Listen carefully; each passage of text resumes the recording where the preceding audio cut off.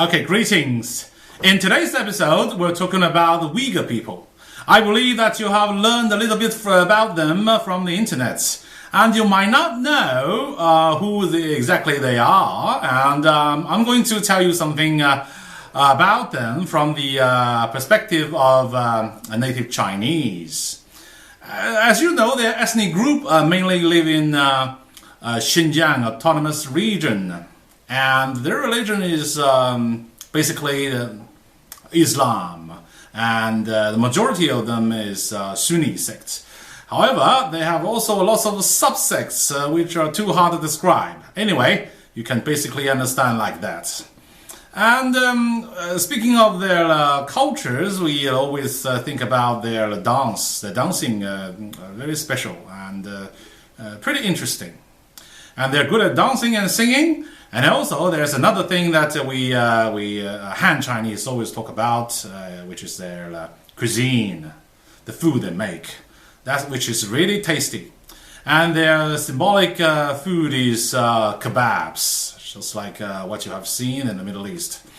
And they also have their staple food, which is naan, and that's pretty crispy, and they're like crusts and. Very good to eat. They also have a special kind of noodles, which is called latiaozi in Chinese, and in their local language is lakman, which is it's a little bit greasy but really tasty, and it's kind of pulled noodles from those. And they also have a famous dish which is called big plate chicken stew. So it's a 大盘鸡 in Chinese, as well as lamb ribs, which is extremely delicious.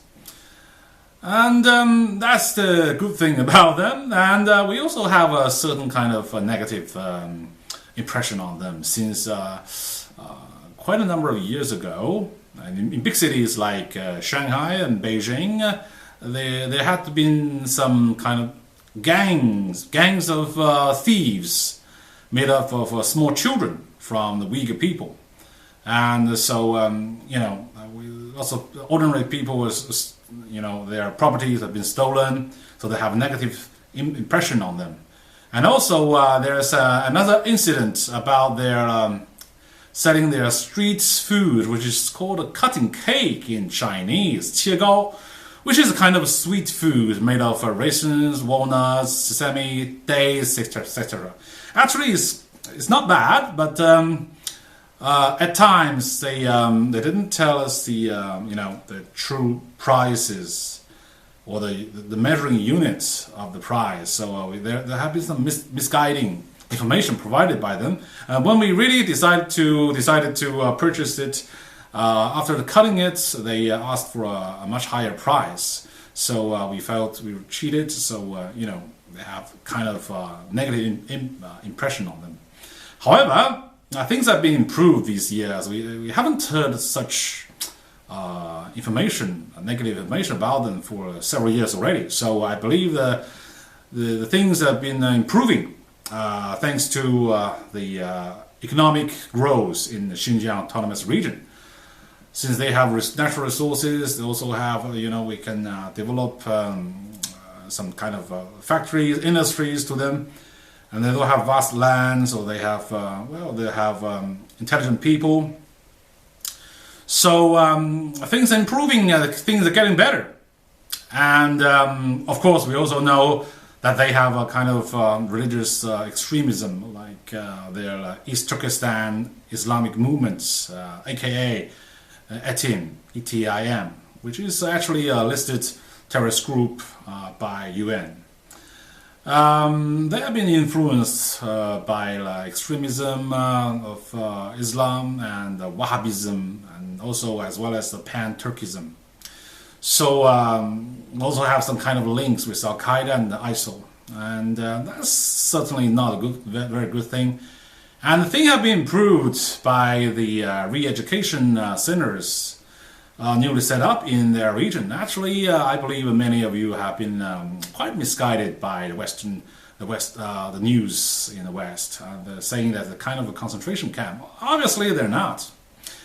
And the religious extremism is a bad thing, and they need to be contained a little bit. So things have to be controlled before it's too late. So we need to tell them that how normal life is, and we need to teach them necessary skills to make money. So that is something necessary, and they'll be fine. They will go out of the centers after they're kind of finishing their programs. So you don't have to worry about them too much. I believe they are doing fine.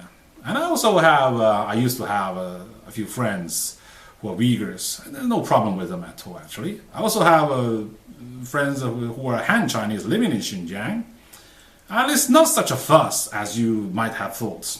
Okay, so much for my opinions towards the Uyghur people, and if you have any questions, you can leave your questions down below. Thank you for your time, and see you in the next episode.